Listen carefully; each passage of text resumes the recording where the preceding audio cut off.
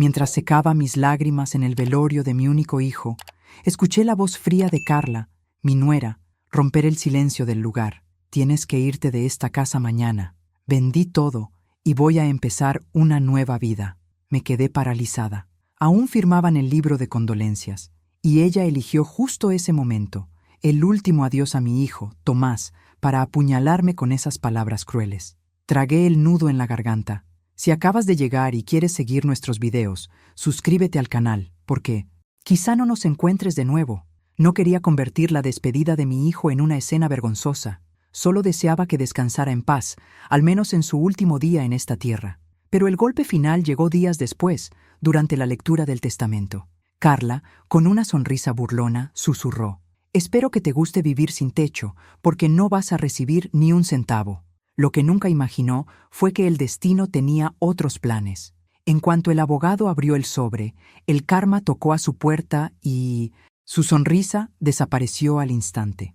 Me llamo Margarita Jiménez, tengo 67 años y he vivido casi toda mi vida en Denver, Colorado.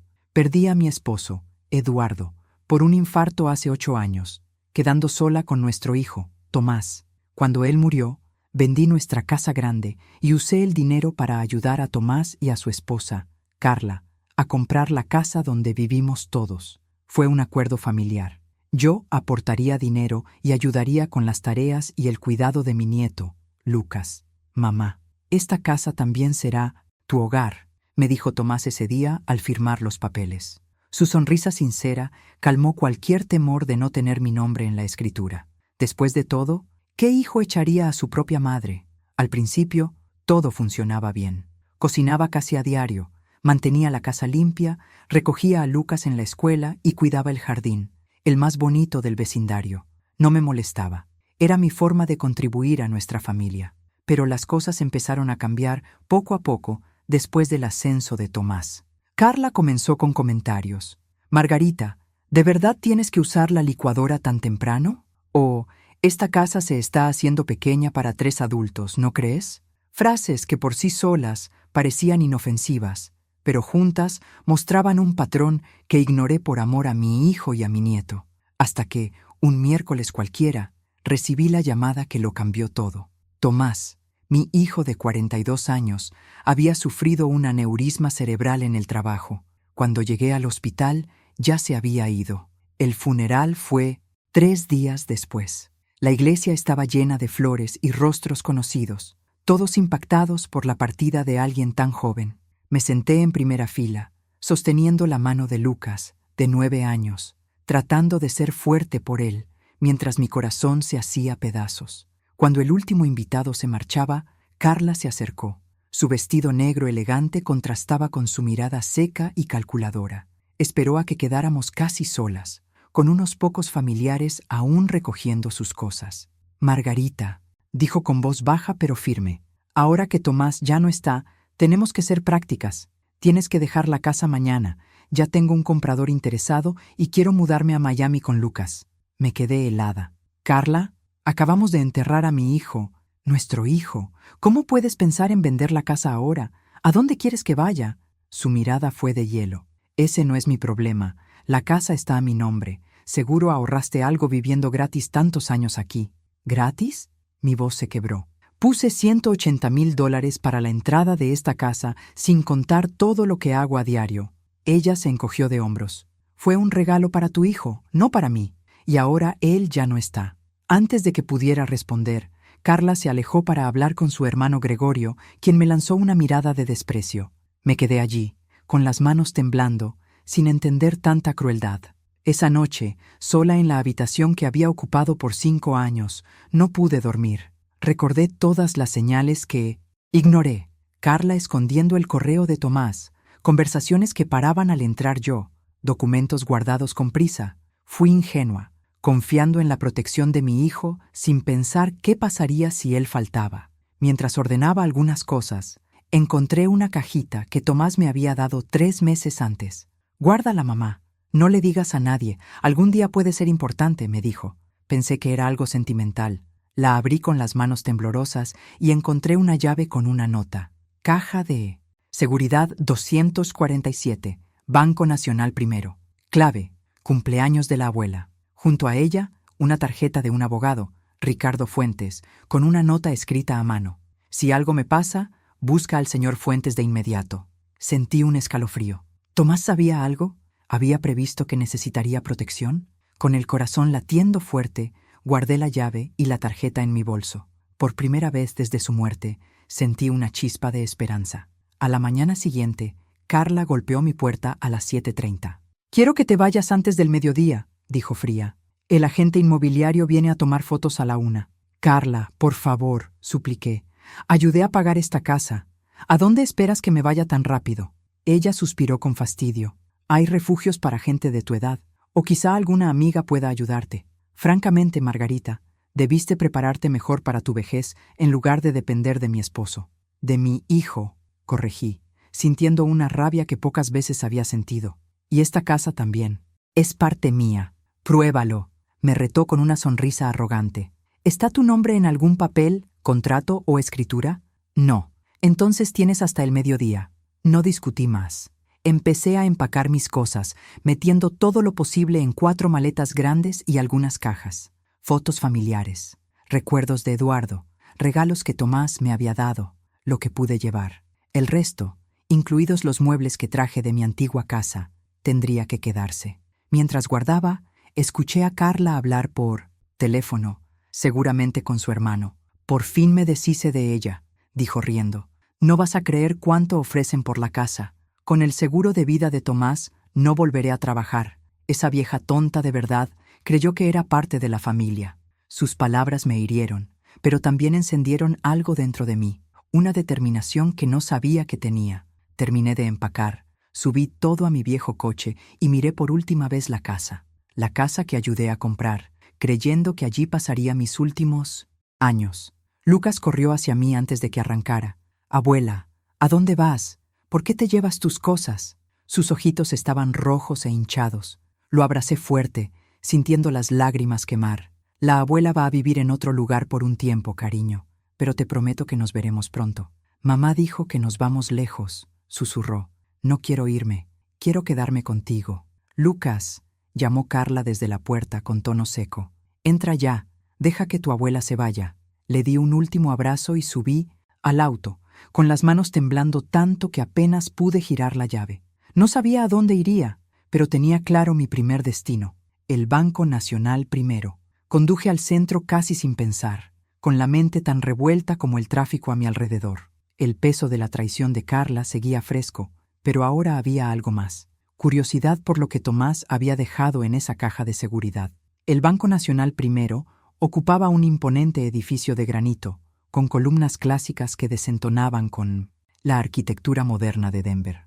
Estacioné mi coche cargado con lo que quedaba de mi vida y entré sintiéndome fuera de lugar, con el rostro hinchado por el llanto y la ropa arrugada. «Buenos días», le dije a la recepcionista, tratando de sonar más segura de lo que me sentía. «Necesito acceder a una caja de seguridad». Tras verificar mi identidad y la llave, un guardia me condujo a la bóveda. El ambiente frío e impersonal contrastaba con el torbellino de emociones dentro de mí. Mis manos temblaban al insertar la llave en la caja 247, girándola junto con la contraseña. El cumpleaños de mi madre, justo como indicó Tomás. La caja se abrió con un clic metálico. Dentro había una carpeta negra, un sobre marrón y una cajita de madera. El corazón me latía con fuerza mientras sacaba todo y lo llevaba a una sala privada para clientes. Abrí el sobre primero. Dentro encontré una carta escrita a mano por Tomás. «Querida mamá, si estás leyendo esto, es porque mis sospechas eran ciertas. Sé que suena loco, pero en los últimos meses empecé a desconfiar de las intenciones de Carla. Encontré conversaciones entre ella y Gregorio, planeando cómo deshacerse de ti y vender la casa en cuanto pudieran. También descubrí que ha estado desviando dinero de nuestra cuenta conjunta a otra secreta. Mamá, lo siento tanto. Debí enfrentarla, pero quería tener pruebas sólidas. Mientras investigaba, supe que debía protegerte por si algo me pasaba. En la carpeta negra encontrarás documentos importantes. Un contrato firmado entre nosotros, reconociendo tu aportación económica para comprar la casa, estados de cuenta que prueban la transferencia y un documento legal que garantiza tu derecho vitalicio a vivir allí. sin importar lo que me suceda. Todo notariado. En la caja de madera hay una memoria USB con correos, mensajes y grabaciones entre Carla y Gregorio que prueban sus intenciones. También incluí una copia de mi testamento actualizado, dejándote mi parte de la casa y la mitad de mis bienes. Contacta de inmediato a Ricardo Fuentes. Es mi abogado y amigo de confianza. Él sabrá qué hacer. Te amo mucho, mamá. Siempre cuidaste de mí. Ahora es mi turno de cuidar de ti. Con cariño, Tomás. Leí la carta 3 veces, dejando que las lágrimas cayeran sobre el papel. Mi Tomás, mi niño, había entendido todo, y en silencio me había dejado una red de protección. En medio del dolor, sentí un amor inmenso por él. Con manos aún temblorosas, abrí la carpeta negra. Tal como había descrito, estaban todos los documentos. El contrato con mi aportación, los recibos bancarios y, lo más importante, el documento que garantizaba mi derecho a vivir en la casa por el resto de mi vida.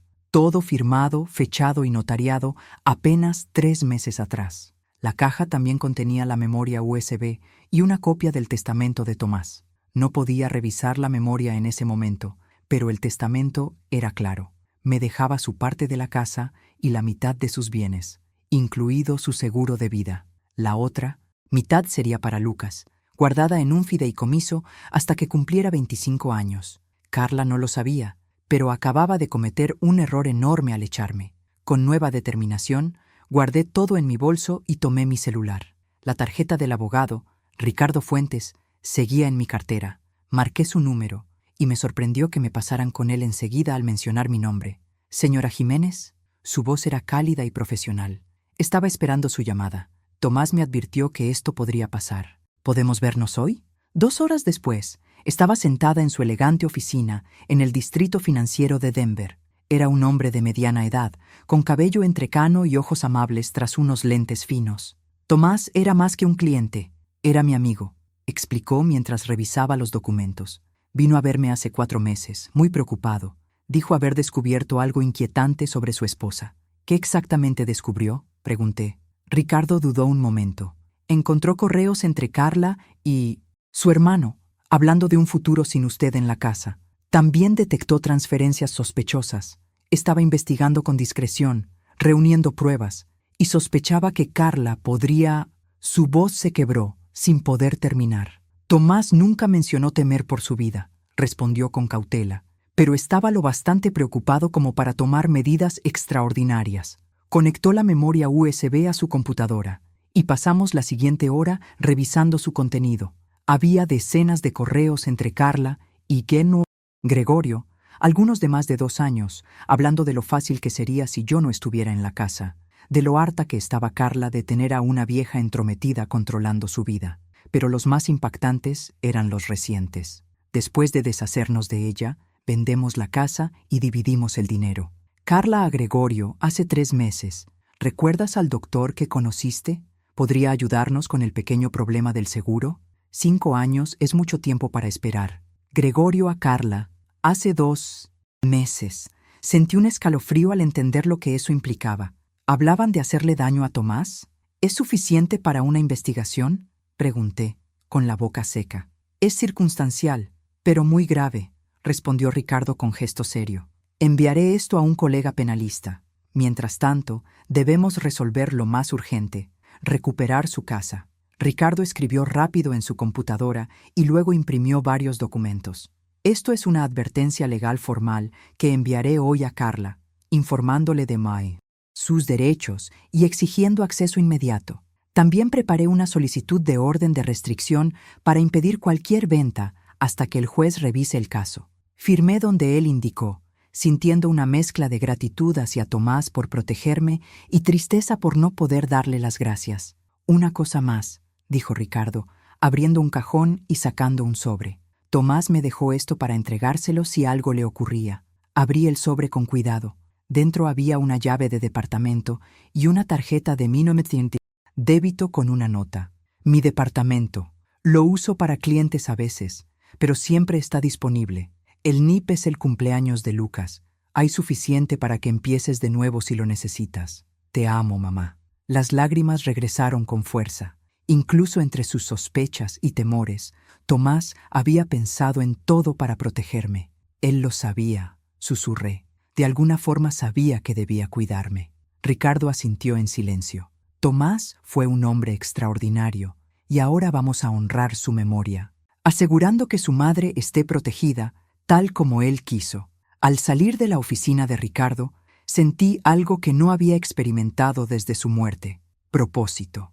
Carla me había subestimado por completo, viéndome solo como una anciana indefensa que podía desechar cuando quisiera. Conduje hasta la dirección del departamento de Tomás, en el centro, un edificio elegante, con seguridad en la entrada.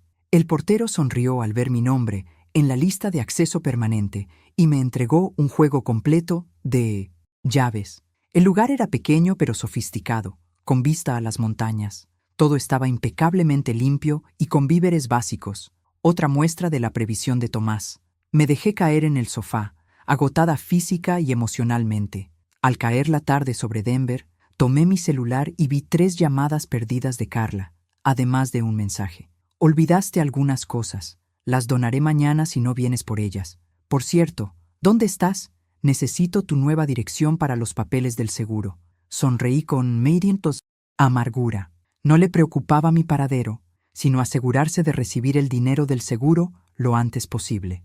Lo que no sabía era que ahora todas las cartas estaban a mi favor. En vez de responder, llamé a Ricardo.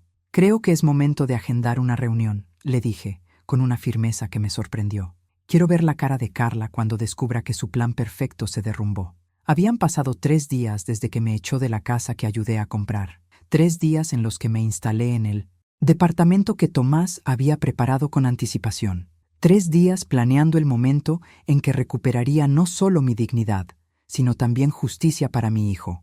Ricardo Fuentes organizó todo con precisión.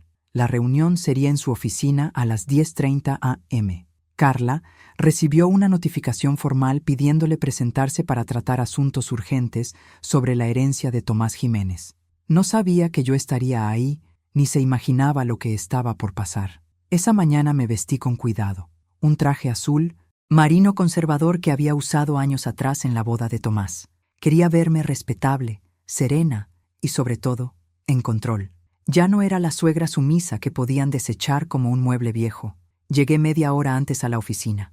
Ricardo me recibió con una sonrisa alentadora. ¿Lista para esto, Margarita?, me preguntó, ofreciéndome una taza de té. Más que lista, respondí, sorprendida por mi propia convicción. Es hora de que Carla entienda que subestimó no solo a mí, sino también a Tomás. A las 10:05, la recepcionista anunció su llegada. Ricardo me condujo a una sala contigua desde donde podía escuchar todo sin ser vista. Una pequeña ventaja táctica, me susurró. A través de la puerta entreabierta, vi a Carla entrar en la oficina principal. Vestía un elegante vestido negro, el cabello perfectamente arreglado, la imagen de la viuda distinguida. A su lado estaba su hermano Gregorio, alto y con una expresión arrogante. Ambos llevaban portafolios y una seguridad excesiva. «Señor Fuentes», dijo Carla, extendiendo la mano con voz medida. «Gracias por recibirnos en un momento tan difícil.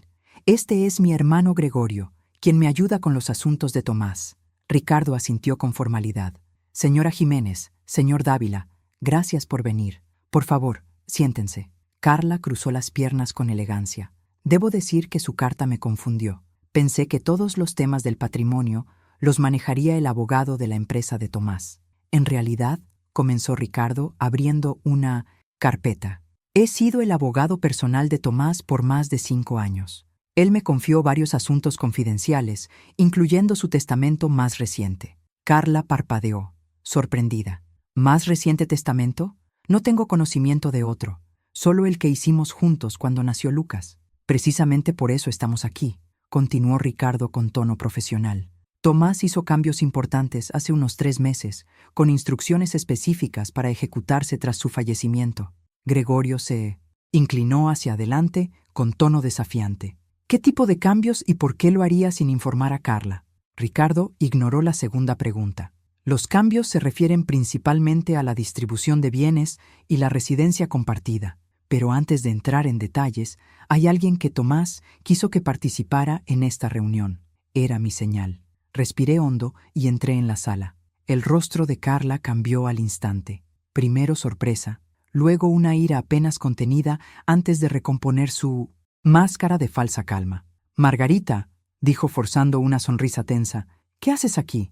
«La señora Jiménez fue mencionada expresamente en el Nuevo Testamento», explicó Ricardo antes de que pudiera responder. «Su presencia no solo es apropiada, sino necesaria». Me senté frente a Carla y Gregorio. Su incomodidad era evidente. «Vayamos directo al punto», dijo Ricardo, colocando documentos sobre la mesa.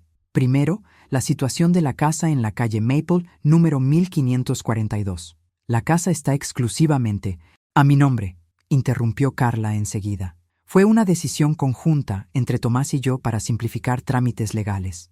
«En realidad», replicó Ricardo deslizando el primer documento hacia ella, «aquí tenemos un contrato legal firmado por Tomás y Margarita Jiménez, reconociendo la aportación de $180,000 que hizo la señora Jiménez para la compra de la propiedad con estipulación expresa de derecho vitalicio de residencia». El rostro de Carla palideció. Eso no puede ser. «Legal. Jamás vi ese documento». «Está debidamente notariado, como puede observar», señaló Ricardo.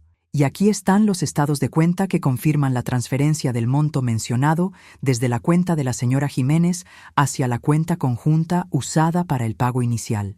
Gregorio tomó los papeles, revisándolos con desesperación. «Esto podría impugnarse. Tal vez Tomás fue presionado». «¿Por su propia madre?», replicó Ricardo alzando una ceja.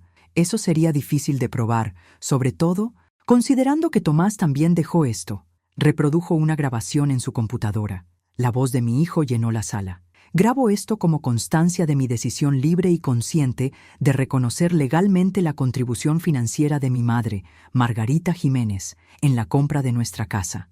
Este documento garantiza su derecho a vivir allí por el resto de su vida, sin importar las circunstancias futuras. Lo hago por voluntad propia, sin presión alguna». Las lágrimas me nublaron los ojos al escuchar su voz tan clara y decidida, aunque ya no estuviera aquí. Carla y Gregorio se miraron alarmados. Su estrategia se desmoronaba rápido. «Hay más», continuó Ricardo sin detenerse. «El testamento actualizado de Tomás especifica claramente la división de bienes. La mitad para Lucas, en un fideicomiso que podrá usar al cumplir 25 años, y la otra mitad para Margarita Jiménez, incluyendo su parte de la casa y el 50% del seguro de vida». Carla se puso de pie de golpe. «Esto es absurdo. Tomás nunca habría hecho algo así. Vamos a impugnar todo». «Es libre de intentarlo», respondió Ricardo con calma. «Pero antes de hacerlo, quizá quiera considerar esto». Giró su monitor mostrando una serie de correos y mensajes de texto entre Carla y Gregorio.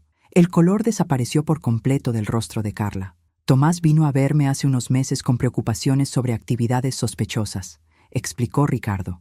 «Había descubierto comunicaciones perturbadoras y transferencias de dinero sin explicación». Gregorio intentó recuperar el control. «Esto es una invasión de privacidad. Tomás no tenía derecho a revisar los mensajes privados de Carla. En realidad, tenía todo el derecho de investigar movimientos sospechosos en sus cuentas conjuntas», respondió Ricardo con firmeza. «Y el contenido de esas conversaciones es, como mínimo, inquietante. Hablaron de deshacerse de la anciana, vender la casa sin que Tomás supiera su verdadero valor e incluso de acelerar el cobro del seguro de vida». El estómago se me revolvió al escucharlo en voz alta. Parte de mí aún se negaba a creer que Carla pudiera estar implicada en la muerte de mi hijo, pero las pruebas eran cada vez más difíciles de ignorar. Carla parecía a punto de desmoronarse. Su rostro oscilaba entre la palidez extrema y manchas rojas de rabia. «Eso no prueba nada», siseó. «Están tergiversando conversaciones inocentes». Por fin, después de tanto silencio, decidí hablar. «Carla», mi voz fue firme pero baja.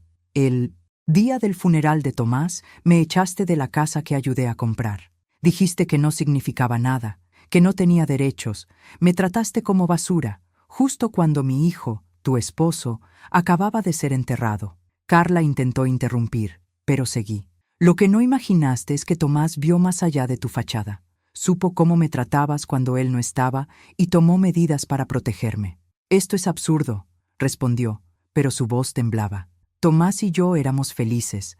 Él confiaba plenamente en mí. Entonces, ¿cómo explicas esto?, dije, colocando sobre la mesa una foto de las transferencias que Carla hizo de la cuenta conjunta a una cuenta privada en las Islas Caimán.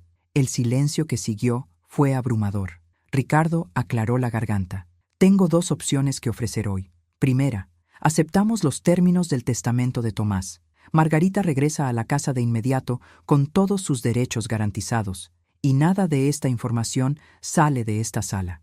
Gregorio se inclinó hacia adelante. ¿Y la segunda? Llevamos todo a juicio, respondió Ricardo. Cada correo, cada transferencia, cada palabra maliciosa sobre Margarita se hará pública. Y por supuesto, las autoridades serían informadas de ciertas coincidencias en torno al fallecimiento repentino de Tomás. Carla parecía ahogarse. ¿Me está acusando de algo? No acuso a nadie, contestó Ricardo con calma. Solo señalo que Tomás estaba lo bastante preocupado como para tomar precauciones extraordinarias. El tribunal podrá sacar sus propias conclusiones. El reloj en la pared resonó en el silencio que siguió. Finalmente, Carla habló con voz derrotada. ¿Qué es exactamente lo que quieres, Margarita? La miré directo a los ojos. Exactamente lo que Tomás quería para mí. Mi lugar en la casa que ayudé a comprar, mi parte de su herencia y el derecho de seguir en la vida de mi nieto. Carla y Gregorio hablaron en voz baja durante unos minutos tensos. Luego, ella miró a Ricardo. Aceptaremos los términos del testamento, pero quiero que todo se formalice, detallando qué pertenece a quién. Ricardo ya tenía todo preparado. Por supuesto, los documentos están listos para firmar. Mientras Carla firmaba con las manos temblorosas, vi algo en sus ojos que nunca había visto antes. Miedo. Miedo de mí, una mujer a la que consideró insignificante.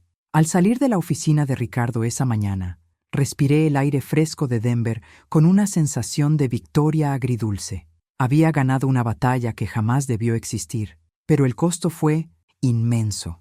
Mi hijo seguía ausente.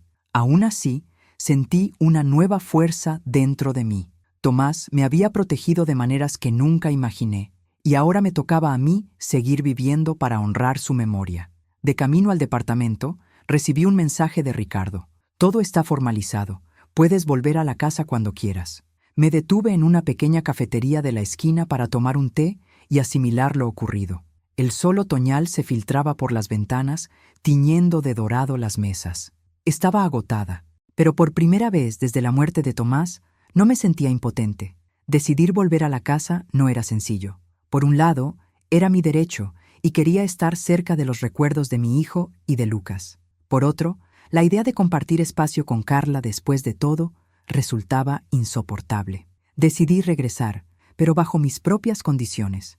Ya no sería una intrusa en mi propio hogar. Carla tendría que entender que todo había cambiado para siempre. Cuando llegué a la casa de la calle Maple, esa tarde, encontré a Carla en la sala, con maletas a medio empacar. Se quedó inmóvil al verme entrar con mis propias llaves. He vuelto, anuncié simplemente. Carla asintió con rigidez. Ricardo me llamó. ¿Puedes tener otra vez la habitación de huéspedes? No, respondí con firmeza. Me quedaré en la recámara principal. Su expresión se endureció. Esa es mi habitación. También era la de Tomás, contesté. Y según el acuerdo, tengo derecho a la mitad de la casa. Esa habitación forma parte de mi nombre. Ella. Antes de que respondiera, Lucas bajó corriendo las escaleras y se lanzó a mis brazos. ¡Abuela! ¡Volviste!, gritó con emoción. Mamá dijo que te habías ido a vivir lejos para siempre. Lo abracé fuerte, mirando por encima de su cabeza a Carla, que al menos tuvo la decencia de bajar la mirada. He vuelto, mi amor, le susurré a Lucas, y no me iré a ningún lado. Esa noche fue tensa. Carla y yo navegábamos un territorio nuevo y frágil. Preparé la cena como siempre, pero el silencio en la mesa era espeso. Lucas intentó llenar los vacíos contando historias de la escuela, pero incluso él notaba la tensión.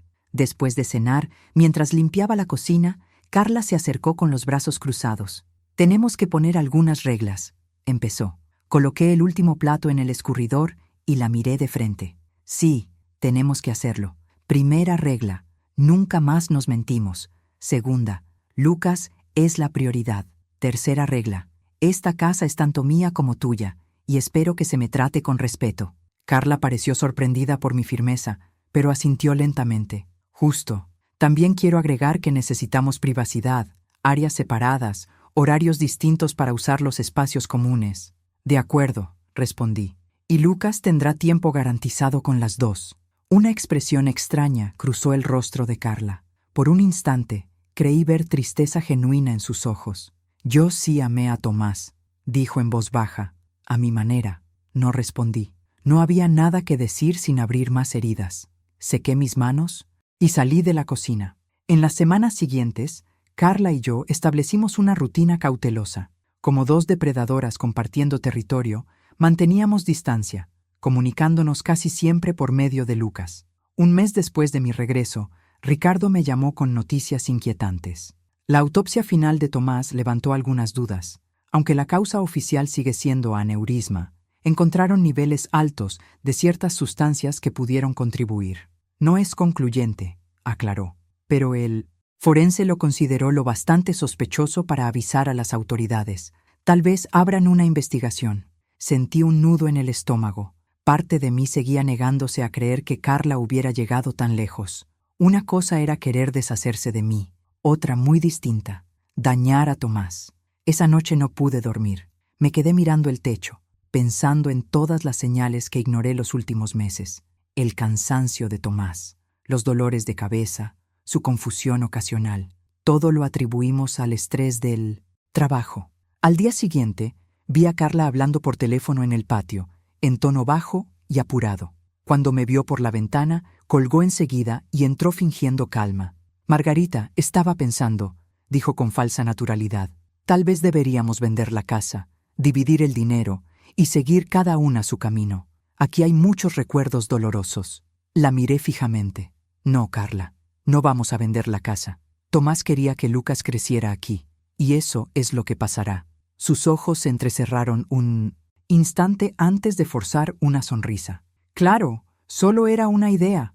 Busco la forma de seguir adelante. Esa tarde recibí una llamada del detective García, del Departamento de Policía de Denver. Quería reunirse para hablar sobre las circunstancias de la muerte de Tomás. Acepté enseguida. Nos encontramos en una cafetería cercana, lejos de la casa. Era un hombre de mediana edad, mirada aguda, de esas que lo notan todo. Señora Jiménez, comenzó, estamos investigando algunas inconsistencias relacionadas con el fallecimiento de su hijo. ¿Notó algún cambio en su salud o comportamiento? Le conté sobre el cansancio, los dolores de cabeza y la confusión. ¿Y la relación con la señora Carla Jiménez? Dudé. Acusar a mi nuera era algo muy serio. En apariencia estaban bien, respondí con cautela, pero Tomás descubrió irregularidades financieras y las estaba investigando en secreto. El detective tomó notas. Estamos al tanto de esas transferencias. También descubrimos que la señora Carla aumentó considerablemente el seguro de vida de Tomás hace 6 meses, sin que él lo supiera. Sentí otro nudo en el estómago. Además, estamos investigando la conexión entre su hermano, Gregorio Dávila, y un médico que perdió su licencia por prácticas dudosas. Ese doctor podría haberle suministrado sustancias que en pequeñas dosis y por un tiempo prolongado causan síntomas como los que usted mencionó y finalmente un aneurisma. Mi mundo volvió a desmoronarse. La posibilidad de que Tomás hubiera sido envenenado lentamente frente a mis ojos era insoportable. ¿Qué pasa ahora?, susurré. Seguiremos investigando, respondió. Le sugiero que sea muy cautelosa en casa, señora Jiménez, y no le mencione esta conversación a Carla. 2 días después, mientras Carla trabajaba y Lucas estaba en la escuela, hice algo que jamás imaginé. Revisé su oficina. Abrí cajones y archivos sin saber exactamente qué buscaba. Al fondo de uno, encontré una carpeta marcada Seguro de Vida. Dentro estaba la póliza de Tomás, modificada 6 meses atrás a $2 millones, con Carla como única beneficiaria. Junto a eso, notas con depósitos, retiros y un nombre: Dr. Martín Robles. Con las manos temblorosas, fotografié todo con mi celular y lo devolví exactamente igual. Envié las imágenes al detective García y a Ricardo. La respuesta fue casi inmediata. 1 hora después, el detective me llamó. Señora Jiménez, no regrese a casa hoy. Ejecutaremos una orden de registro esta tarde. Creemos que Carla Jiménez y Gregorio Dávila conspiraron para dañar a su hijo. Me senté en una banca del parque, demasiado aturdida para llorar. El teléfono volvió a sonar. Era la escuela de Lucas. Señora Jiménez, Carla acaba de recoger a Lucas antes de tiempo. Dijo que había una emergencia familiar. Sentí que la sangre se me helaba. ¿Hace cuánto? Aproximadamente 20 minutos. Llamé de inmediato al detective. Se llevó a Lucas. Creo que ya sabe que la investigan. Todo se volvió un torbellino. Orden. De búsqueda urgente. Salidas de la ciudad vigiladas. Cuentas congeladas. La policía halló la casa vacía, pero el pasaporte de Carla seguía allí, lo que significaba que aún no había escapado. Pasé la noche más angustiante de mi vida, imaginando dónde estaría mi nieto. Carla nunca había sido cruel con él, pero ya no confiaba en nada. A las 5:23 de la mañana siguiente, sonó mi teléfono. Un número desconocido. Abuela. La voz asustada de Lucas me hizo saltar el corazón. Lucas, ¿dónde estás? ¿Estás bien? Estamos en un hotel. Mamá duerme, pero ha estado llorando. Dice que tenemos que huir, que hay gente mala que quiere separarnos. Lucas, ¿puedes ver el nombre del hotel? Escuché una cortina abrirse. Dice Mountain View Lodge. Tiene una montaña grande en el letrero. Muy bien, Lucas. Eres muy valiente. El policía va a... ¿Qué haces? La voz de Carla sonó lejana y luego más cerca. Margarita, llamaste a la policía, ¿verdad? Estás tratando de quitarme a mi hijo. Carla, hablé lo más tranquila posible. Por favor, vuelve. Lucas necesita estabilidad, no estar huyendo. ¿Como tú necesitabas estabilidad? Replicó con voz temblorosa. Arruinaste todo.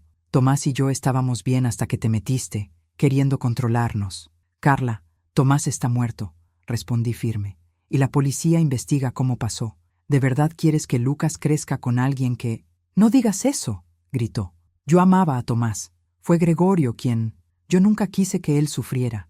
Gregorio dijo que solo era para acelerar su retiro, que así tendríamos más tiempo juntos. Las sustancias no debían... Su llanto hizo ininteligibles las últimas palabras. Aproveché el momento. Carla, escucha. Si lo que dices es cierto, que fue Gregorio quien planeó todo, entonces vuelve. Dile la verdad a la policía. No empeores esto huyendo con Lucas. Un largo silencio, roto solo por sus sollozos. Es demasiado tarde, murmuró al fin, derrotada. Nunca me van a creer. Sí te creerán si vuelves voluntariamente, insistí. Piensa en Lucas. Necesita paz, no una vida fugitiva. Mientras hablaba, el detective García había llegado y monitoreaba la llamada. Me mostró una hoja. Sigue hablando. Equipo táctico en posición. Prométeme que no intentarás quitarme a Lucas, suplicó Carla de pronto, con voz débil, casi infantil. Te prometo que siempre haremos lo mejor para él, respondí con cuidado. Lucas necesita a su madre, pero también necesita la verdad y justicia para su padre. Silencio. Luego dijo, voy a regresar. No por ustedes, por Lucas. Una hora más tarde la vi, desde lejos, salir del hotel con Lucas de la mano. Se veía más pequeña, los hombros caídos, el rostro manchado de lágrimas. Los oficiales se acercaron despacio mientras otros guiaban a Lucas hacia mí. Corrió a mis brazos y lo abracé con toda la fuerza que pude sin hacerle daño. Abuela, ¿mamá está en problemas?, preguntó, con los ojos llenos de miedo. La situación es complicada, mi amor, respondí con honestidad, pero saldremos adelante, juntos. Mientras veía a Carla subir al coche policial, sentí una mezcla extraña de emociones, rabia, tristeza, compasión y, sorprendentemente, un pequeño alivio. La verdad, por dolorosa que fuera, por fin salía a la luz. Abracé a Lucas con fuerza, sintiendo su cabecita sobre mi hombro. Tomás ya no estaba, pero una parte de él vivía en este niño, y yo haría cualquier cosa por protegerlo, así como él me protegió a mí. Las semanas tras el arresto de Carla fueron un torbellino de declaraciones, audiencias y decisiones difíciles. Como abuela de Lucas, me convertí en su tutora temporal mientras avanzaba el proceso legal. A sus 9 años, era demasiado pequeño para entender todo lo que pasaba, pero lo bastante grande para saber que su vida nunca volvería a ser igual. El caso se volvió un escándalo mediático. La viuda negra de Denver, la llamaban los noticieros, mientras los reporteros acampaban frente a nuestra casa buscando cualquier detalle. Mantuve a Lucas lejos de ellos y de la televisión. Preferí explicarle las cosas con mis propias palabras, a su nivel. ¿Mamá hizo algo muy malo?, me preguntó una noche mientras lo arropaba. Sus grandes ojos, tan parecidos a los de Tomás, me miraban con confusión y tristeza. A veces los adultos toman decisiones muy malas, respondí con cuidado, y luego tienen que afrontar las consecuencias. Tu mamá está hablando con personas que decidirán qué pasará ahora. ¿Y va a volver?, preguntó con voz temblorosa. No lo sé, cariño. Tal vez pase mucho tiempo antes de saberlo.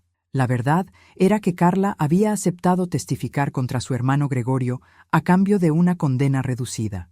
En su confesión, explicó que él había planeado matar a Tomás poco a poco con sustancias que parecieran causar un problema de salud natural.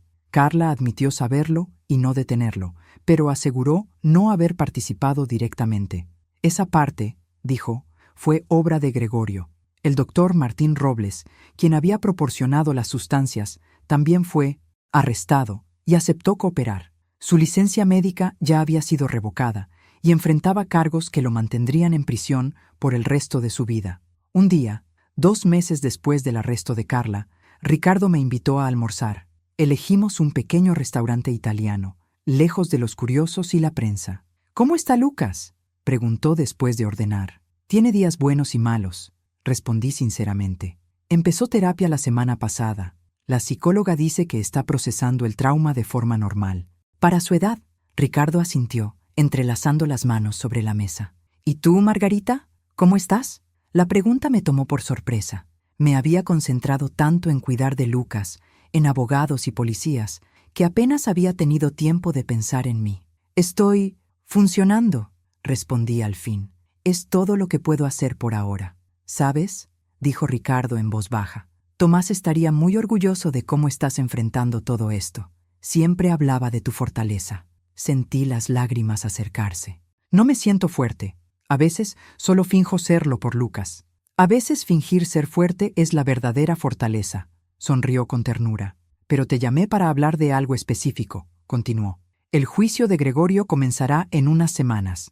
Carla ya firmó un acuerdo y testificará contra él. Y la fiscalía quiere que tú declares también sobre el comportamiento de Tomás antes de su muerte, su relación con Carla y Gregorio, y los síntomas que presentaba. Sentí un peso en el estómago. La idea de minorcime, sentarme en un tribunal, revivir esos recuerdos, con Gregorio mirándome, me resultaba insoportable. ¿Tengo opción? Técnicamente sí, explicó Ricardo. Podrían citarte, pero prefieren tu cooperación voluntaria. Tu testimonio sería muy valioso. Respiré hondo. ¿Y Lucas tendrá que declarar? No, de ninguna manera, me aseguró. El fiscal fue claro. Mantendrán a Lucas fuera de todo esto. Si testifico, pregunté, ¿significa que Gregorio pasará más tiempo en prisión, que no podrá dañar a nadie? ¿Más? Probablemente sí, respondió Ricardo. Tu testimonio reforzaría mucho el caso. Entonces declararé, decidí, por Tomás y por Lucas. El juicio de Gregorio Dávila comenzó una fría mañana de enero. La sala estaba llena. Parecía que todo Denver quería presenciar el proceso contra el hombre acusado de asesinar meticulosamente a mi hijo. Gregorio se veía más pequeño en el banquillo, su traje caro reemplazado por el uniforme de prisión. Pero en sus ojos aún brillaba esa mirada calculadora que siempre me había inquietado. La fiscalía presentó un caso sólido. Pruebas forenses, estados de cuenta, correos, mensajes, todo conectando a Gregorio con la muerte de Tomás. El doctor Robles declaró cómo Gregorio lo había contactado pidiéndole algo que pareciera natural, pero fuera letal, y cómo le entregó una combinación de sustancias que con el tiempo deterioraban el sistema cardiovascular hasta causar un aneurisma o un infarto. Luego llegó el momento que más temía, el testimonio de Carla. Entró escoltada, pálida, irreconocible, su cabello sin brillo, su rostro sin maquillaje, sus ojos vacíos. Al pasar frente a Gregorio, él la miró con tal odio que los guardias tuvieron que advertirle. Carla juró y se sentó. Su voz era baja, casi un susurro, mientras contaba cómo Gregorio había ideado el plan. Tomás empezó a sospechar de mis gastos, dijo. Revisaba transferencias, vigilaba cuentas. Gregorio dijo que podíamos resolverlo todo de forma permanente. Obtener el seguro, vender la casa, deshacernos de Margarita. Dijo que parecería que Tomás simplemente se enfermó. ¿Y usted aceptó ese plan?, preguntó el fiscal. Carla dudó. No, No directamente. Solo no lo detuve. Gregorio dijo que él se encargaría de todo, que yo debía actuar normal. Pero sabía que su esposo estaba siendo envenenado. Las lágrimas comenzaron a caer. Lo sospechaba. Tomás tenía dolores de cabeza, cansancio. Le dije a Gregorio que paráramos, pero dijo que ya era tarde. ¿Y qué hizo usted con esa información? Nada, murmuró. No hice nada. Desde la galería observé su rostro. Parte de mí quería sentir satisfacción al verla así, confesando su culpa. Pero lo que sentí fue una tristeza profunda. ¿Qué vacío puede tener un alma que ve morir lentamente al hombre que dice amar sin hacer nada? Cuando llegó mi turno, caminé hasta el estrado con las piernas temblorosas pero la cabeza en alto. Hablé de los últimos meses de Tomás, los dolores, la confusión, las noches sin dormir. Expliqué cómo se volvió más reservado, preocupado por algo que no quería contarme. Tomás vino a verme 3 meses antes de morir, le dije al jurado. Me dio una llave y la tarjeta de un abogado. Me pidió que la guardara y no dijera nada. ¿Sabía usted para qué era esa llave?, preguntó el fiscal. No en ese momento. Después supe que era de una caja de seguridad con pruebas contra Carla y Gregorio, transferencias sospechosas, grabaciones, correos. Entonces su hijo sospechaba que algo andaba mal. Tomás siempre fue observador. Notó patrones, inconsistencias. Estaba investigando. El abogado defensor comenzó su interrogatorio intentando retratarme como una suegra resentida.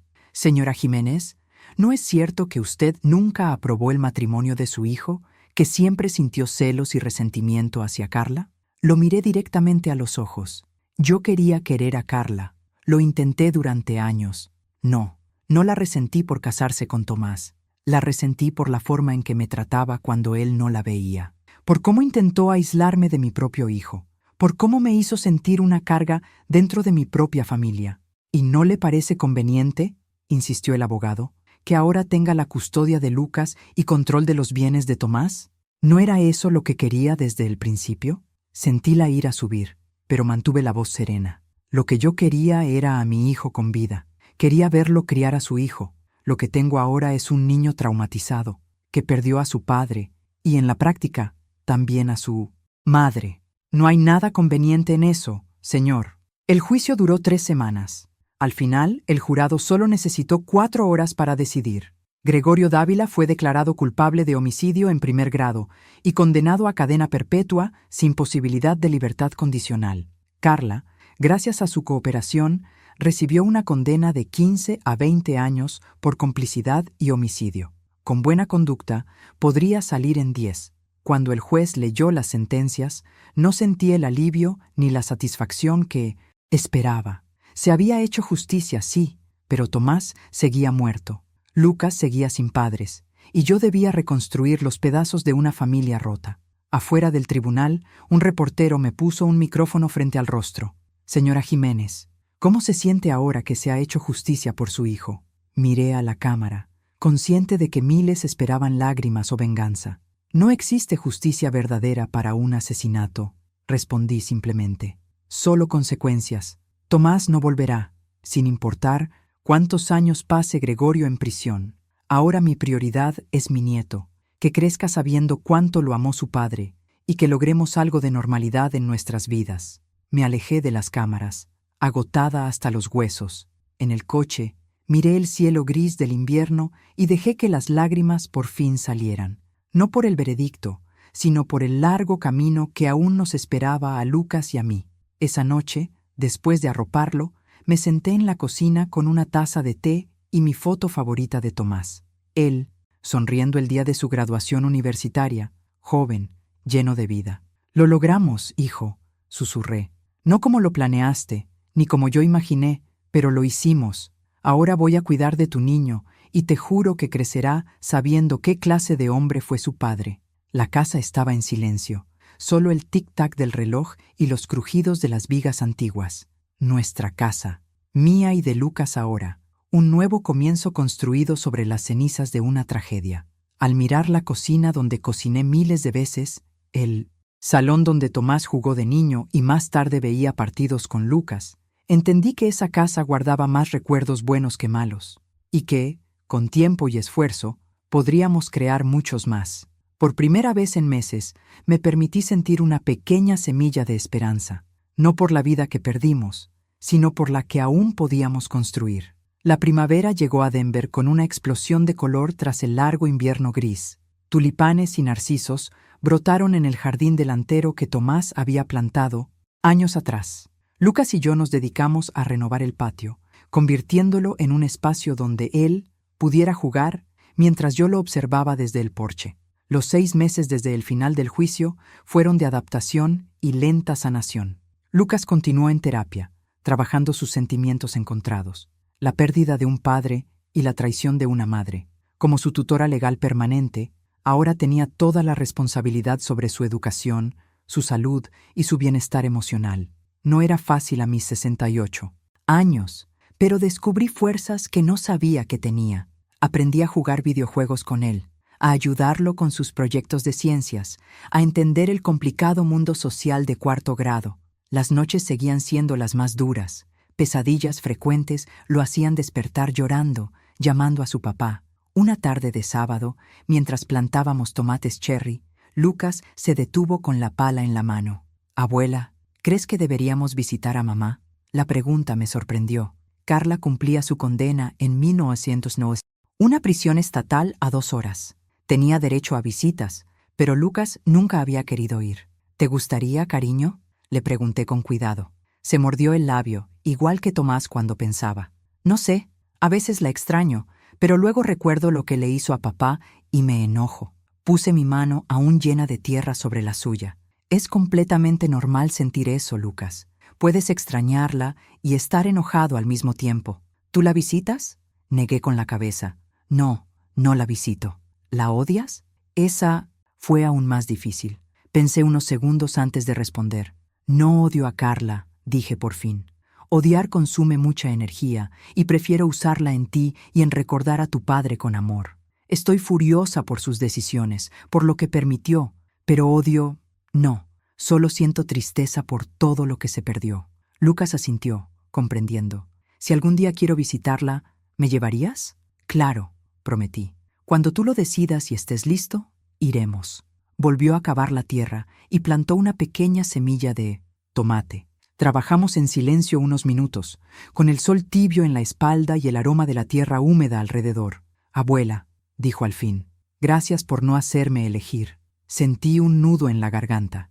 Este niño de 9 años entendía cosas que muchos adultos nunca comprenden. «Nunca te haré elegir», respondí. «Puedes amar a tu papá, extrañar a tu mamá y ser feliz conmigo. Todo eso puede existir al mismo tiempo». Esa noche, cuando Lucas dormía, me senté en el porche trasero con una taza de té de manzanilla. El cielo de primavera estaba lleno de estrellas y el aire olía a flores recién abiertas. Pensé en nuestra conversación y en cómo, poco a poco, estábamos construyendo una nueva normalidad. Al día siguiente, recibí una llamada inesperada. Era Karen, la trabajadora social asignada a nuestro caso. «Señora Jiménez, quisiera agendar una visita esta semana. Hay algo que debemos hablar en persona». El tono de su voz me inquietó. «¿Hay algún problema con la tutela de Lucas?». No, respondió rápido. «La tutela está perfectamente en orden. Es otro asunto, relacionado con Carla». 2 días después, Karen estaba sentada en mi sala, una carpeta gruesa sobre la mesa de centro. Lucas estaba en casa de un amigo haciendo un proyecto, así que teníamos privacidad. «Margarita», comenzó con tono profesional pero amable, «Carla ha presentado una solicitud formal para visitas supervisadas con Lucas». Sentí que el estómago se me hundía. «¿Tiene ese derecho?». «Legalmente, sí. Como madre, aunque esté en prisión, conserva ciertos derechos parentales, a menos que un juez los revoque, lo cual no ocurrió en su caso». Respiré hondo. «¿Qué significa exactamente?». «Que el tribunal está considerando permitir visitas mensuales supervisadas en la prisión. Lucas iría acompañado de un profesional designado, no necesariamente usted». La idea de mi nieto entrando a ese entorno, pasando por guardias y detectores, me resultaba insoportable. «¿Y su opinión profesional, Karen? ¿Cree que sería bueno para él?». Dudó, eligiendo con cuidado sus palabras. «Los estudios muestran que mantener cierto contacto con un padre encarcelado suele ser beneficioso a largo plazo, siempre que la relación no haya sido abusiva». Carla nunca fue físicamente violenta con Lucas, reconocí, pero permitió que envenenaran a su padre. No pude ocultar la amargura. Sí, y por eso las visitas serían supervisadas y condicionales, explicó Karen. Un psicólogo evaluará cómo reacciona Lucas después de cada visita. Cerré los ojos un momento. ¿Y si Lucas no quiere ir? Entonces no será obligado, me aseguró. El juez ha dejado claro que sus deseos tendrán un peso importante en la decisión, considerando su edad y madurez. Me quedé sola mucho rato después de que Karen se fue, intentando procesar esta nueva complicación. Por un lado, quería proteger a Lucas de cualquier contacto con quien conspiró en la muerte de su padre. Por el otro, sabía que bloquearlo por completo podría sembrar rencores futuros. Esa noche, cuando Lucas volvió y cenamos, me senté con él en su cuarto mientras se preparaba para dormir. Lucas, necesito decirte algo importante, empecé, eligiendo bien las palabras. Tu mamá pidió verte. Sus ojos se agrandaron. ¿Aquí? ¿Ya va a salir de la cárcel? No, no aquí. Serían visitas en prisión, una vez al mes, y solo si tú quieres, cariño. Nadie te obligará si no estás listo. Si acabas de llegar y quieres seguir nuestros videos, suscríbete al canal, porque quizá no nos encuentres de nuevo. Lucas se quedó callado, jugando con un hilo suelto de la cobija. ¿Tú quieres que vaya?, preguntó al fin. Quiero que hagas lo que sientas correcto para ti, respondí con honestidad. No tienes que decidir ahora. Piénsalo. Platícalo con tu terapeuta en la próxima sesión, asintió despacio. ¿Puedo pensarlo un rato? Todo el tiempo que necesites, le aseguré. 2 semanas después, me buscó después de cenar, mientras yo lavaba los platos. Abuela, dijo con voz pequeña pero decidida, creo que quiero ver a mamá solo una vez, para saber cómo me siento. Sequé mis manos y me giré. ¿Estás seguro? La doctora Michelle dijo que puedo ir una vez y ver cómo me va, explicó. Y que no tengo que seguir si no me gusta. Entonces así será, acepté, abrazándolo. Una visita y luego decidimos el siguiente paso. La primera visita a la prisión estatal fue tan tensa e incómoda como temía.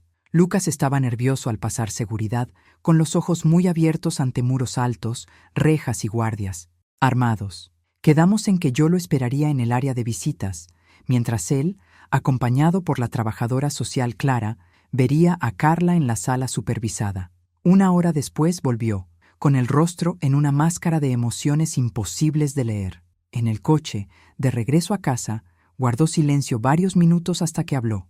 «Se ve diferente», dijo. «Más grande y triste», asentí, mirando la carretera. «Me lo imagino». «Lloró mucho», continuó.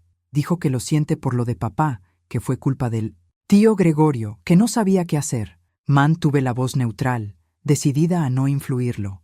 «¿Cómo te sentiste al oír eso?» Lucas pensó un momento. «Confundido, triste y un poco enojado.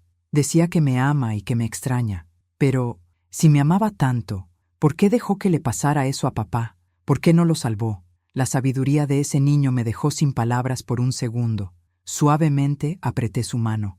«A veces no sabemos qué creer, y está bien. Hoy fuiste muy valiente. Quiero irme a casa ya», dijo. Simplemente. La semana siguiente, la terapeuta de Lucas nos citó juntos. Explicó que él procesaba sentimientos muy complejos sobre la visita. «Está lidiando con un conflicto interno profundo», dijo la doctora Michelle. Por un lado, amor natural por su madre y deseo de creerle. Por el otro, comprensión creciente de la gravedad de lo ocurrido y sensación de traición. «¿Qué podemos hacer?», pregunté. «Lo mismo que han hecho, Margarita. Ofrecer un espacio seguro, sin juicios ni presiones por tomar partido, y respetar lo que él decida sobre futuras visitas». Lucas decidió no volver a ver a Carla los meses siguientes. En su lugar, empezaron a intercambiar cartas, una forma que le daba tiempo para procesar y responder cuando se sintiera listo. Yo leía todas las cartas de Carla antes de dárselas, para asegurar que fueran apropiadas, pero nunca censuré nada ni leí las respuestas que él enviaba. Llegó el verano con días largos y calurosos. Lucas se unió a un equipo de béisbol infantil y yo pasaba las tardes viendo sus juegos, celebrando cada hit y consolándolo en cada derrota. Nuestro círculo social creció de manera natural. Padres del equipo, vecinos, miembros del grupo de apoyo para abuelos que crían nietos, al que empecé a asistir. En una de esas reuniones conocí a Héctor, viudo de 70 años que criaba a su nieta de 12 tras perder a su hija por cáncer. Su manera serena y amable me atrajo al instante. «Es un camino duro, ¿verdad?», comentó un día, tomando café conmigo. «Estos cuerpos que envejecen y los peques con energía infinita». Reí, reconociendo la verdad. A veces siento que regresé 40 años. Juegos, proyectos de ciencias, discusiones sobre la mejor película de superhéroes. Pero no lo cambiarías por nada. ¿O sí?, sonrió Héctor, con brillo comprensivo en los ojos. Por nada, concordé. Con las semanas empezamos a vernos seguido. A veces con los niños, Olivia y Lucas se llevaron sorpresivamente bien, y a veces solos, para un café o caminar en el parque. Una amistad cómoda, sin presiones ni expectativas. Solo la compañía de alguien que entendía de verdad mi situación. En una tarde particularmente calurosa de agosto, estábamos en el parque. Lucas y Olivia corrían en el césped. Héctor y yo sentados a la sombra de un roble. Pensaba, dijo de pronto, el zoológico de Denver tiene una exhibición nocturna especial el viernes. A los niños les encantaría. ¿Vamos todos? Lo miré, percibiendo un leve nerviosismo en su voz. Sería genial. Lucas lleva semanas hablando de esa muestra. Héctor sonrió, aliviado. Perfecto. Entonces, ¿es una cita? Sentí el rubor subir por el cuello, algo que no me pasaba en décadas.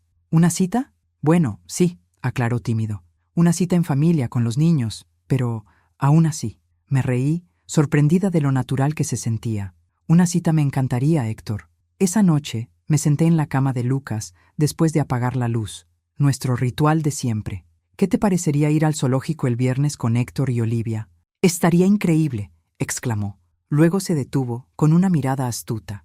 Abuela, ¿te gusta el señor Héctor? ¿Te gusta? ¿Te gusta? Me quedé sin habla ante su puntería. Pues, sí, creo que me gusta. Es un buen amigo.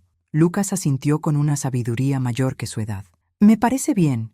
El señor Héctor es buena onda, y Olivia también, aunque sea más grande. ¿No te molestaría que a veces saliéramos todos como una familia diferente? Ya somos una familia diferente, abuela, dijo simple. Las familias tienen muchas formas, dijo la doctora Michelle. Lo importante es querernos y cuidarnos. Tragué el nudo en la garganta. ¿Cuándo te volviste tan sabio, chamaco? Se encogió de hombros, sonriendo. Aprendí de la mejor. Con el otoño, la vida siguió cambiando. Lucas volvió a la escuela, ahora en quinto, con nuevos amigos y retos. Héctor y yo nos acercamos poco a poco. La amistad se transformó de manera natural en algo más profundo. Una relación madura y tranquila, construida en respeto y comprensión compartida. Al cumplirse 1 año de la muerte de Tomás, hicimos una pequeña ceremonia en el jardín que Lucas y yo habíamos cultivado. Plantamos un manzano joven, su fruta favorita, e invitamos a muy pocos, Ricardo Fuentes, ya un amigo de confianza, algunos compañeros de trabajo de Tomás que siguieron en contacto, Héctor y Olivia, y 2 primos lejanos que apoyaron a Lucas durante el juicio. Alrededor del árbol recién plantado, Lucas dio un paso al frente con una hoja en la mano. «Escribí algo para mi papá», anunció, con voz pequeña pero firme. Todos guardamos silencio respetuoso mientras empezaba a leer. «Querido papá, ya pasó 1 año desde que te fuiste. La abuela dice que escribir ayuda, aunque no puedas leerlo de verdad. Ya estoy en quinto y juego béisbol. El coach dice que tengo buen brazo, como tú. A veces me enojo porque no estás para ver mis juegos o ayudarme con la tarea de mates. La abuela intenta, pero dice que las mates nunca fueron lo suyo. Se ríe cuando lo dice. Te extraño todos los días, pero ya no duele tanto como antes. La doctora Michelle dice que es normal, que el dolor cambia. No significa que te quiera menos. La abuela me ha cuidado muy, muy bien. Hace hot cakes con chispas de chocolate los domingos, como tú lo hacías. Y siempre me deja escoger la película de los viernes por la noche. Tenemos nuevos amigos también, el señor Héctor y Olivia. Son geniales. Le escribí a mamá la semana pasada. Es raro, pero creo que es lo correcto. Todavía estoy enojado con ella, pero la doctora Michelle dice que puedo estar enojado y al mismo tiempo querer a alguien. Prometo recordar todo lo que me enseñaste. Cómo amarrar mis zapatos, cómo lanzar la pelota perfecta y cómo ser amable, incluso cuando es difícil. Te amo para siempre. Lucas. Cuando terminó de leer, no había un solo ojo seco en el jardín. Lucas dobló con cuidado la hoja y la colocó en el pequeño hoyo que había cavado junto al árbol, cubriéndolo con tierra. Así papá siempre sabrá cómo estoy, explicó. Esa noche, cuando todos se fueron y Lucas dormía, me senté en el porche mirando el árbol recién plantado, su silueta recortada contra el cielo estrellado. «Estarías tan orgulloso de él, Tomás», susurré en la quietud. «Tan orgulloso, igual que yo». Sentí una paz que no había experimentado en mucho tiempo. La vida que teníamos no era la que planeamos. Ciertamente no era la que Tomás imaginó cuando preparó aquella caja fuerte para protegerme. Era una vida nacida de las cenizas, de una tragedia, marcada por cicatrices profundas. Pero también una vida llena de amor, de nuevas conexiones y crecimiento. Lucas florecía, aprendiendo a manejar emociones complejas con una sabiduría que asombraba. Yo había descubierto fuerzas que desconocía y, sorprendentemente, una nueva oportunidad de compañía con Héctor, algo que jamás creí posible a los 68 años. «La vida sigue de maneras que nunca podríamos prever», murmuré a la noche, con una sonrisa melancólica. «¿Verdad, hijo?» Una suave brisa movió las hojas del manzano como si respondiera, y por un instante sentí a Tomás cerca otra vez, su amor envolviéndonos como siempre, incondicional, protector, eterno. Nada borraría lo que perdimos ni cambiaría las terribles decisiones de Carla y Gregorio, pero el futuro aún nos pertenecía, el mío, el de Lucas, y ahora también el de Héctor y Olivia, una familia poco convencional, construida no solo por la sangre, sino por la elección y el amor. Pasaron 3 años desde que plantamos aquel primer árbol en el jardín. Lucas tenía ya 12 años, crecía rápido, cada vez más parecido a Tomás. Destacaba en béisbol, tenía un pequeño grupo de amigos leales y seguía con terapia, aunque solo una vez al mes. Nuestra familia ampliada había encontrado un ritmo cómodo. Héctor y yo nos casamos en una pequeña ceremonia en el jardín, 2 años atrás, con Lucas y Olivia como únicos testigos oficiales. Decidimos mantener nuestras casas separadas, yo con Lucas, él con Olivia, pero pasábamos la mayoría de los fines de semana juntos, creando nuevas tradiciones familiares. Carla seguía cumpliendo su condena, ahora en su 4.º año de 15. Lucas había retomado visitas ocasionales cada 3 meses, siempre acompañado de un profesional designado. Eran encuentros difíciles, a menudo cargados de emoción, pero Lucas insistía en mantenerlos. «Necesito entender», me dijo una vez. «No para perdonar, todavía, sino para entender». Una hermosa mañana de sábado, el cartero dejó una carta dirigida a mí. La dirección de remitente me sobresaltó. Carla Jiménez, Prisión Estatal de Colorado, Ala de Mujeres. En 3 años, Carla nunca me había escrito directamente. Nuestra comunicación se limitaba a temas legales relacionados con Lucas. Ver su nombre en el sobre me tensó al instante. Héctor estaba conmigo cuando abrí la carta. Su presencia reconfortante a mi lado. «Margarita, escribo esta carta después de mucho tiempo de reflexión y varios intentos fallidos. No existen palabras adecuadas para lo que necesito decir, pero lo intentaré. Primero, nunca te pedí perdón porque sé que no lo merezco. Lo que le pasó a Tomás, lo que permití que pasara, es imperdonable. Vivo con ese peso cada día, cada momento, pero hoy no escribo buscando perdón, sino para agradecerte. Gracias por darle a Lucas estabilidad y amor cuando yo destruí su mundo. Gracias por permitirle visitarme, por nunca hablar mal de mí. Lo sé por nuestras conversaciones. Le dejaste formar su propia opinión, aun cuando habría sido más fácil enseñarle a odiarme. Lucas me habla del béisbol, de la escuela, de ti, de Héctor y de Olivia.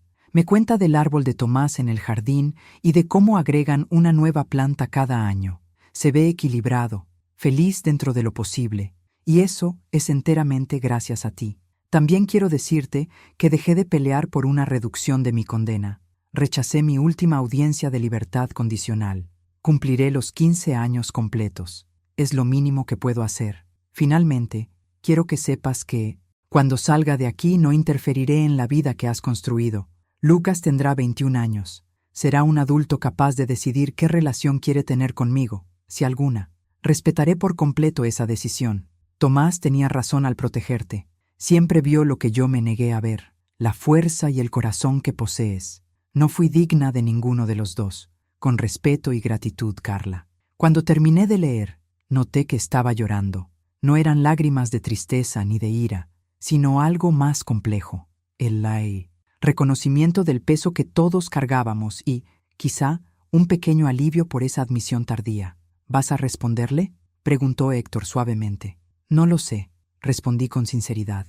Durante días llevé la carta conmigo, leyéndola en momentos de silencio, tratando de entender mis emociones. No había perdonado a Carla, y dudaba hacerlo por completo algún día, pero había algo genuino en su carta, una chispa de la persona que quizá pudo ser en otras circunstancias. Una semana después, me senté en Miltenodie, la mesa de la cocina, y comencé a escribir mi respuesta. Carla, recibí tu carta. No la esperaba, pero agradezco tu honestidad. No puedo ofrecerte perdón. No me corresponde hacerlo. Quien debía perdonarte era Tomás, y esa posibilidad le fue arrebatada. Aún así, reconozco tu decisión de asumir toda la responsabilidad cumpliendo tu condena completa. Es un paso en la dirección correcta.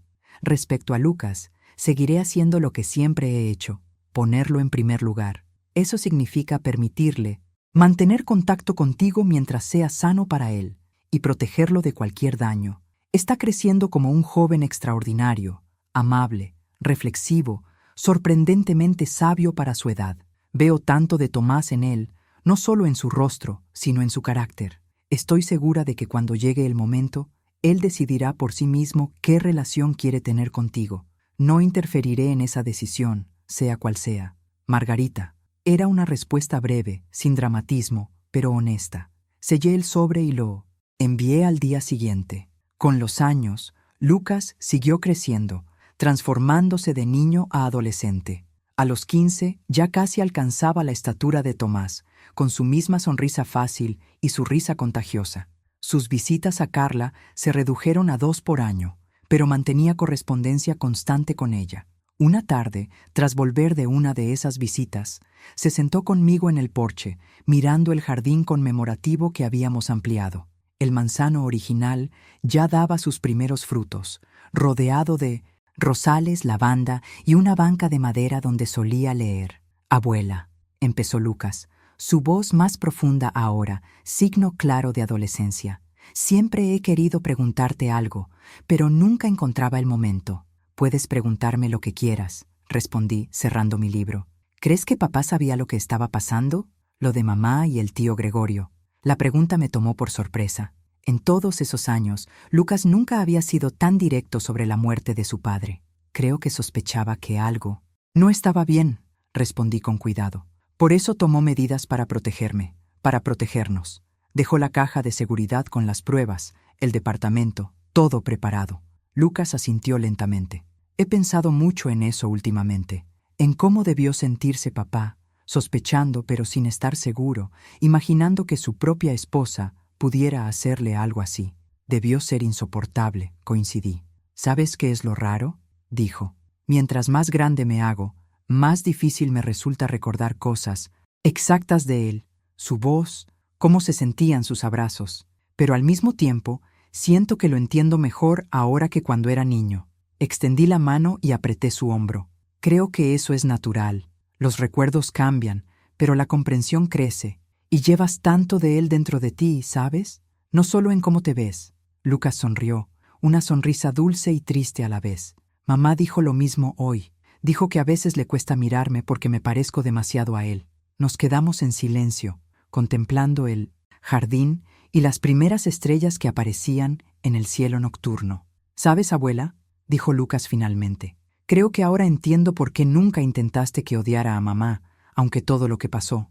Asentí despacio. Los sentimientos complicados son parte de ser humano. El enojo, el amor, la decepción, la nostalgia, todos pueden existir al mismo tiempo. Nadie puede decirte cómo sentir, ni siquiera yo.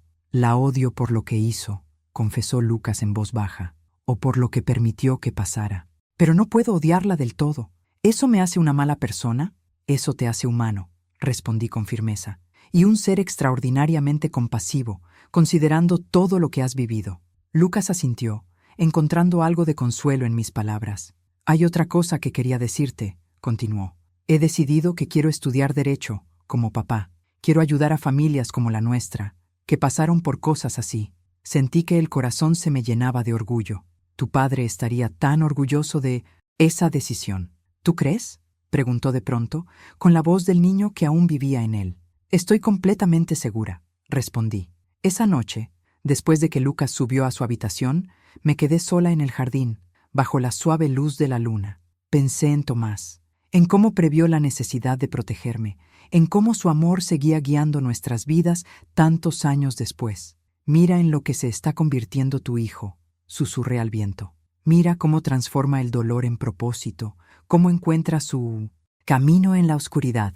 Lo preparaste bien, incluso con el poco tiempo que tuviste. En algún lugar imaginé a Tomás sonriendo, esa sonrisa tranquila que Lucas había heredado, no porque creyera que pudiera escucharme, sino porque mantener viva su memoria de esa manera me daba fuerza.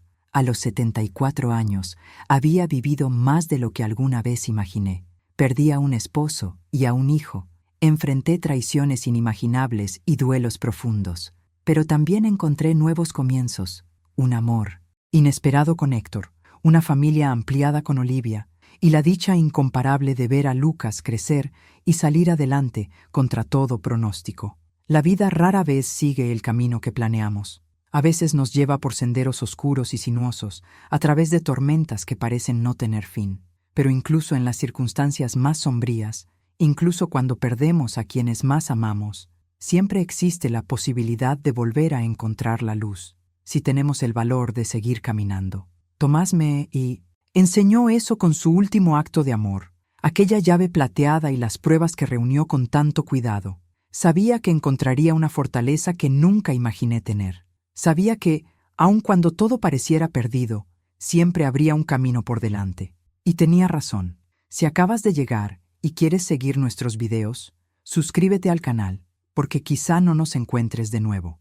Cuéntame en los comentarios qué parte te dejó sin palabras. Y no olvides hacerte miembro para acceder a los videos exclusivos que no publico aquí. Te estaré esperando.